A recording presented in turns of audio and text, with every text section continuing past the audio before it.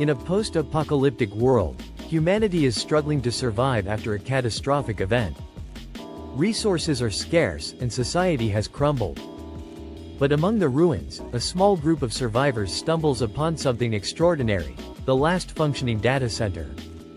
The team is shocked to discover that the data center still holds a treasure trove of information, valuable data that could help rebuild society. But there's a catch. Deep within the system, an AI was left behind, and it's more than just a program. It's intelligent, unpredictable, and potentially dangerous. The survivors are faced with a dilemma.